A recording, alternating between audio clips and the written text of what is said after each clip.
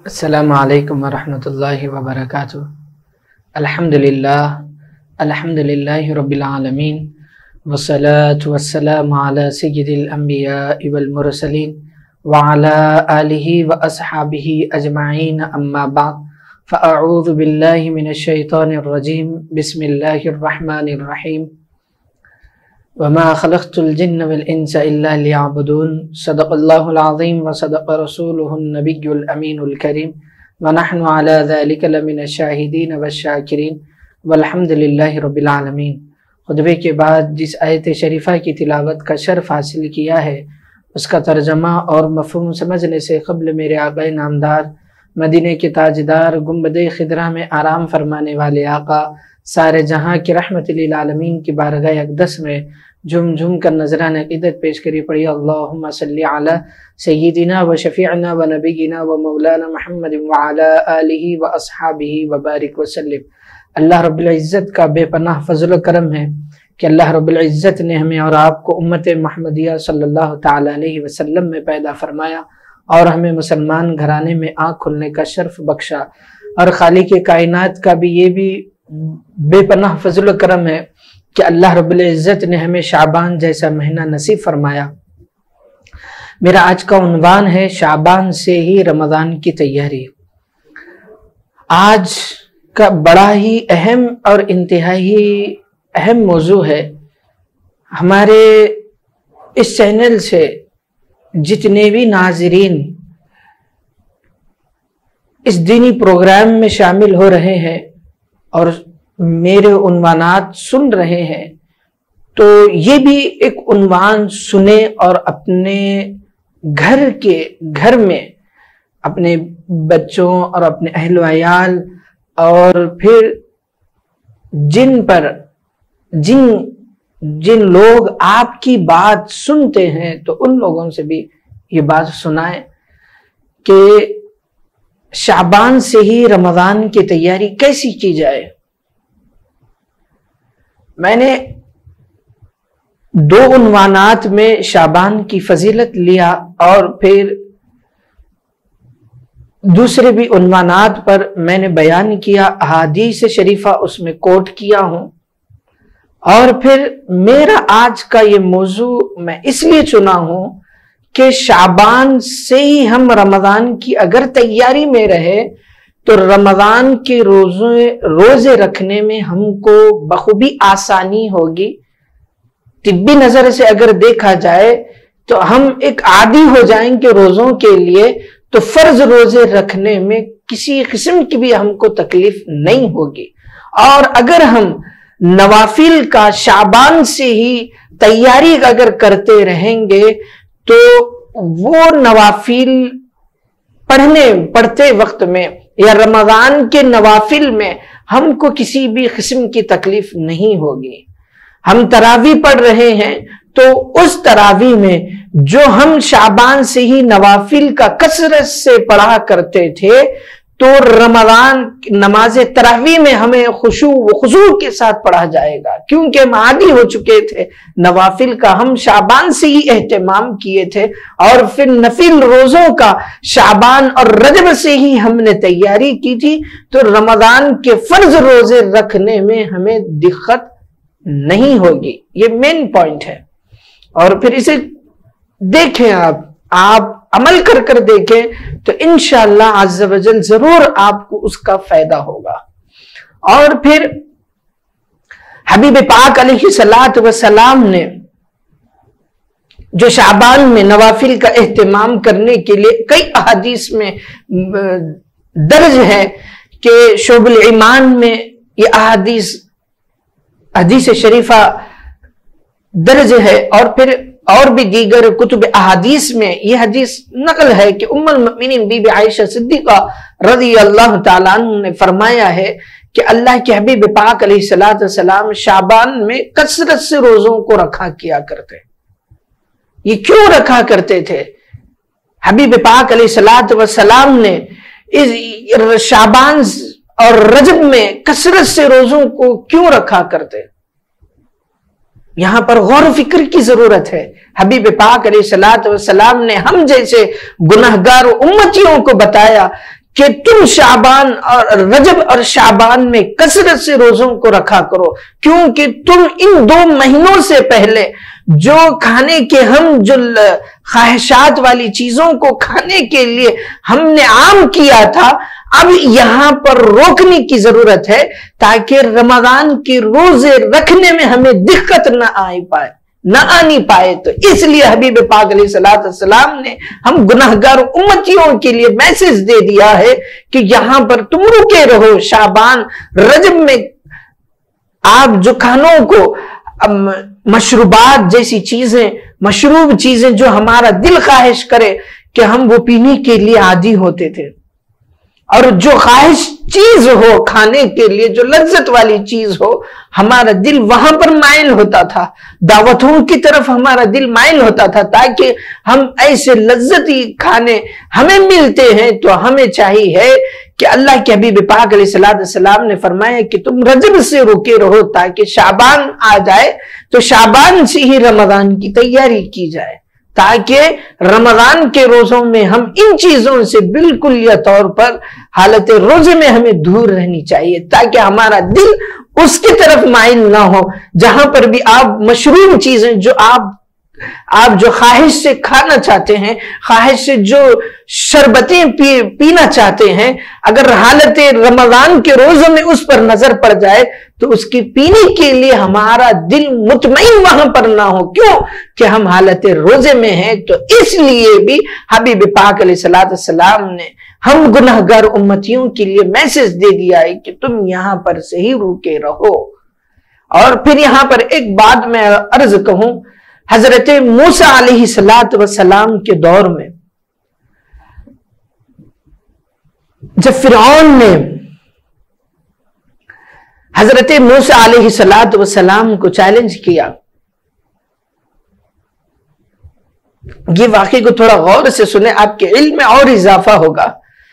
موسیٰ علیہ السلام کے دور میں جب ان کی قوم نے موسیٰ علیہ السلام کو چیلنج کیا تھا کہ آئے آپ ہم سے مقابلہ کریں، اگر آپ اللہ کے نبی ہیں تو آپ ہم سے مقابلہ کریں۔ حضرت موسیٰ علیہ السلام نے تیار ہوئے، ٹھیک ہے۔ حضرت موسیٰ علیہ السلام کے ہاتھ میں ایک عصا تھا۔ اب فرعون نے پورا مجموعہ جمع ہو گیا، فرعون بھی اس میں شامل ہے، اور اس وقت کے بڑے بڑے جادوگر بھی موسیٰ علیہ السلام کے ساتھ میں اب اس چیلنج کو قبول کرنے کے لیے تیار ہے۔ اور پھر اس قوم نے موسیٰ علیہ السلام سے کہا ہے کہ پہلے آپ پہل کرو گے یا ہم کو پہل کرنا چاہیے؟ یہ الفاظ پر آپ غور کریں۔ وہ لوگ ادب سے موسیٰ علیہ السلام سے پوچھے کہ کیا آپ پہل کرنا چاہیں گے یا ہم کو پہل کرنا ہے؟ تو اس سے یہ ثابت ہوتا ہے کہ وہ دائرے ایمان میں داخل ہونا چاہتے ہیں۔ تو اب آگے سنیں کہ اس واقعے سے میں کیا بتانا چاہتا ہوں۔ تو جب لوگوں نے ان کے ہاتھ میں جو رسی تھی پھینک دیے، جو لاٹھی تھی پھینک دیے، تو وہ ایک اژدہا بننے لگا۔ کیا بننے لگا؟ اژدہا بننے لگا۔ تو حضرت موسیٰ علیہ السلام سے اللہ کا حکم ہوا کہ اے موسیٰ گھبراؤ نہیں، تمہارے ہاتھ میں جو عصا ہے تم اس کو زمین پہ پھینک دو۔ حضرت موسیٰ علیہ السلام نے پھینک دیا، وہ بھی ایک اژدہا بن گیا۔ اب لوگوں میں ہلچل ہوئی کہ یہ بھی ایک جادوگر ہے، اب ان کا عصا جو زمین پر گرا ہے تو ظاہر سی بات ہے اب یہ بھی جادوگر ہو گئے۔ ہم نے تو لکڑی پھینکی وہ سانپ بن گیا، رسی پھینکی تو وہ بھی سانپ بن گیا، اب موسیٰ نے بھی جو ہے ان کے ہاتھ کا عصا زمین پر پھینکا ہے تو وہ بھی سانپ بن گیا ہے۔ تو اب آگے مزے کی بات یہ سنیں، تو یہ تو سانپ بنا ہے، ان لوگوں نے رسی، لاٹھی، لکڑی جو بھی پھینکے ہیں تو وہ تو ایک سانپ بنا ہے۔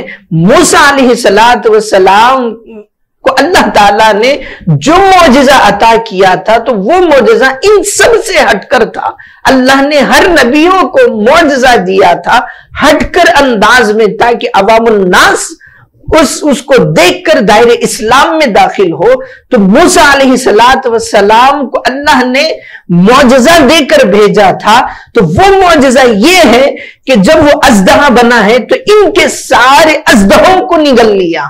حضرت موسیٰ علیہ السلام نے جو عصا زمین پر پھینکا ہے تو وہ سارے ان کے اژدہوں کو نگل لیا۔ تو لوگوں نے یہ منظر کو جو بعض لوگوں نے دیکھا ہے تو اسی وقت دائرے اسلام میں داخل ہوئے کہ یہ نہیں، واقعی یہ اللہ کا نبی ہے، ہمارے سارے اژدہوں کو نگل لے رہا ہے، تو اللہ کا یہ سچا نبی ہے۔ تو اس وقت اللہ تعالیٰ نے موسیٰ علیہ السلام کو ثعبان عطا کی، یہ ایک عربی لفظ ہے، تو ثعبان عطا کی۔ تو اللہ کے حبیب پاک اب دیکھ لیں، ہم امتیوں کے لیے جو گناہگار امتیاں ہیں، تو ان کے لیے یہ اس واقعے سے یہ میسج ہے۔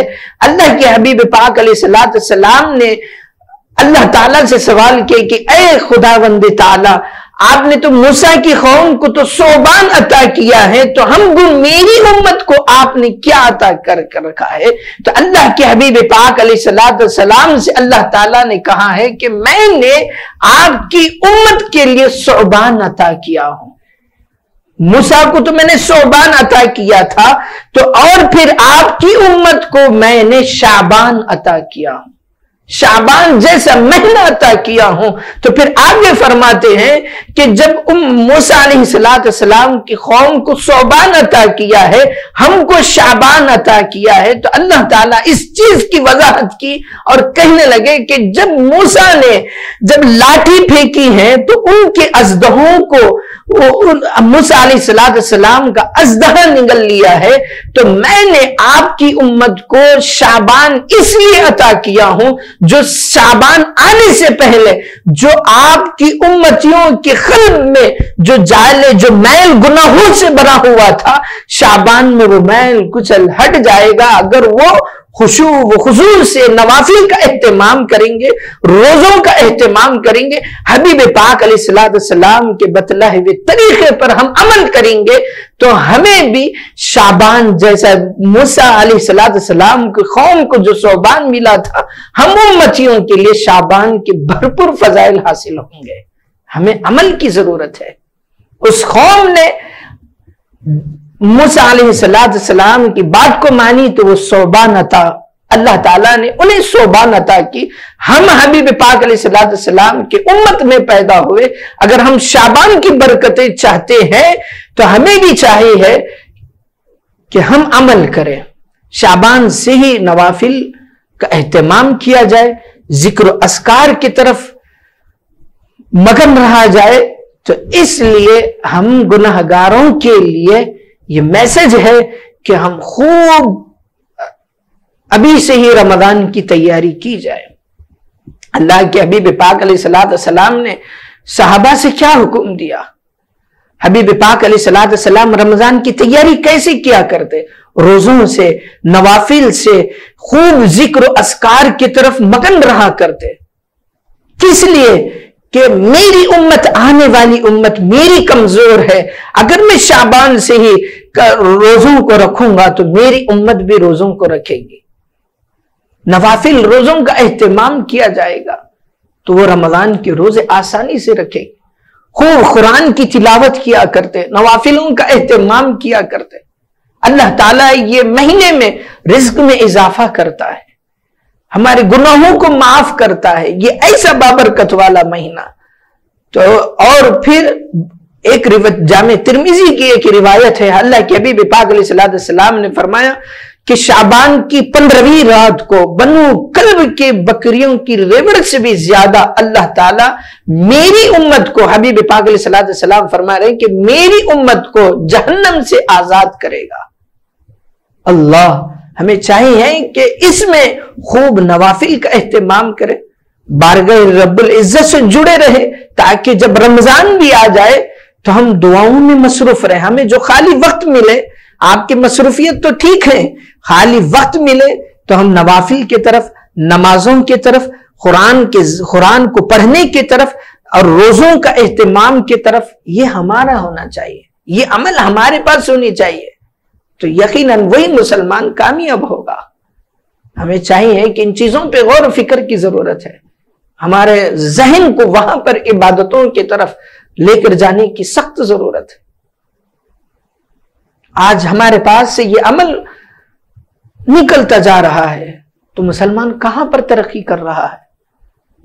شہر رمضان رجب آیا تو شعبان کی کوئی تیاری ہمارے پاس نہیں، شعبان بھی آیا ہے تو رمضان کی کوئی تیاری ہمارے پاس نہیں۔ صحابہ اکرام کا آپ دیکھ لیں، اٹھا کر دیکھیں احادیث شریفہ، شعبان سے ہی صحابہ اکرام نے، یہ حدیث کو غور سے سنیں، شعبان سے ہی صحابہ اکرام نے مساجد کو سجانا شروع کیا کرتے، اپنے گھروں کو سجایا کیا کرتے تھے، چنا وغیرہ سے جو اپنے گھروں کو صاف پاک و صاف کیا جاتا تھا۔ تو یہ یہود و نصارہ دیکھتے تھے کہ صحابہ اتنے اپنے گھروں کی طرف صاف صفائیوں کی طرف، اپنے گھروں کو اتنے عالی شان پیمانے پہ، جب اس وقت اللہ تعالیٰ نے صحابہ کو جو اشیاء موجود تھیں وہی اشیاء سے اپنے گھروں کو سجایا کیا کرتے، اللہ کے گھر کو مساجد کو، مسجد نبوی کو سجایا جاتا تھا۔ تو یہ یہود و نصارہ دیکھتے تو صحابہ سے پوچھا جاتا تھا کہ آپ نے اپنے گھروں کو اتنے عالی شان پیمانے پر اور عام دنوں سے ہٹ کر، عام مہینوں سے ہٹ کر شعبان سے ہی آپ اپنے گھروں کو اتنا کیوں سجایا جاتا اور آپ کے مسجد کو بھی اتنا کیوں سجایا جا رہا ہے؟ تو صحابہ سے جب یہود و نصارہ پوچھتے تو اللہ صحابہ اکرام عرض کرتے کہ ہمارا رمضان جیسا بابرکت والا آنے والا ہے، تاکہ ہم رمضان کے روزوں کو آسانی سے رکھیں اور خوب عبادتوں میں، رمضان جیسے مہینے میں خوب وقت ہمارا عبادتوں کی طرف لگا جائے، یہ سجانے میں ہمارا ذہن وہاں پر نہ جائے، تو اس لیے رمضان آنے سے پہلے ہی ہمارے گھروں کو سجایا جاتا، ہمارے مساجد کو سجایا جاتا، پاک و صاف کیا جاتا۔ تو اس لیے ہم خوب مساجد کو سجاتے، اپنے گھروں کو سجاتے۔ یہ صحابہ اکرام کی سنت ہے، اپنے گھروں کو سجانا، رمضان آنے سے پہلے ہی گھروں کی صفائی کرنا، اپنے گھروں کو سجانا، اللہ کے گھر کو، مساجد کو سجایا جانا، یہ بھی صحابہ اکرام کی سنت ہے۔ تو اور پھر آگے ہوتا بیان ہے کہ صحابہ اکرام کی یہ عمل کو دیکھ کر جو شعبان سے ہی رمضان کی تیاری میں جٹے رہنا، یہ بعض یہود و نصارہ یہ عمل دیکھ کر کہ یہ رمضان آنے سے پہلے ہی اتنی تیاری کیا جا رہا، اتنی تیاری کر رہے ہیں، تو لہٰذا یہ رمضان کی تو کچھ خاص بات ہے، تو لہٰذا ہم بھی اگر رمضان کے روزے رکھنا ہے تو کئی یہود و نصارہ صحابہ اکرام کی یہ عمل کو دیکھ کر دائرہ اسلام میں داخل ہوتے۔ اللہ، آج ہمارے پاس یہ عمل باقی رہا نہیں میرے عزیزو، یہ دور دور تک ہمارے پاس عمل نہیں ہے۔ رمضان آیا ہے تو رمضان کے روزے چھوڑ کر اپنے گھروں کو ہم چونا پانی لگاتے ہوئے نظر آتے ہیں۔ رمضان آنے سے پہلے اس کی کوئی تیاری، اس کی کوئی قدر نہیں، اس کی حرمت کا، اس کا کوئی ہمارے پاس رمضان کے استقبال کا کوئی پاس و لحاظ باقی نہیں رہ رہا ہے۔ تو ہمیں چاہیے کہ میرے آج کے عنوان پر غور و فکر کیا جائے، خوب ابھی سے ہی رمضان کی تیاری کی جائے، تاکہ رمضان کے روزے میں، رمضان کی عبادتوں میں کوئی ہمارے پاس خلل نہ پڑے۔ تو آخر میں اللہ تعالیٰ سے اس دعا ہے، اے اللہ ہم تمام کو کہنے سننے سے زیادہ عمل کی توفیق اور رفیق عطا فرما۔ اے اللہ تمام عالم اسلام کے مسلمانوں کو شعبان سے ہی رمضان کی تیاری کرنے کی توفیق اور رفیق عطا فرما۔ اے اللہ جہاں کئی مسلمان بھائی پریشان حال ہے، اللہ ان تمام کی پریشانیوں کو، مصیبتوں کو دور فرما۔ اے اللہ ہم میں اس چینل کے مادھیم سے جتنے بھی اس پروگرام میں شامل ہو رہے ہیں اور اس چینل کے مینجمنٹ جو بھی حضرات ہے، اللہ ان تمام کے بھی پریشانیوں اور مصائبوں کو حل فرما۔ اللہ تیرے حبیب پاک علیہ السلام کے واسطے وسیلے سے اللہ شعبان کی جیسی برکتیں عظمتیں ہم تمام کو نصیب فرما۔ اللہ ہم تمام کو رمضان جیسا مہینہ بھی نصیب فرما۔ اللہ ہم تمام کو تیرے حبیب پاک علیہ السلام کے بتلائے ہوئے طریقے پر اپنی زندگی بسر کرنے کی توفیق اور رفیق عطا فرما۔ اللہ جتنے بھی حضرات بیمار ہیں اللہ جو ہاسپٹلوں میں، اللہ ان تمام کو شفا کی دولت سے مالا مال عطا فرما۔ آج تک ہماری دعاؤں کو تیرے حبیب پاک علیہ السلام کے صدقے میں قبول فرما۔ آج تک کے لیے ہم کو اجازت دے، پھر ملیں گے انشاءاللہ نئے عنوان کے ساتھ۔ السلام علیکم ورحمۃ اللہ وبرکاتہ۔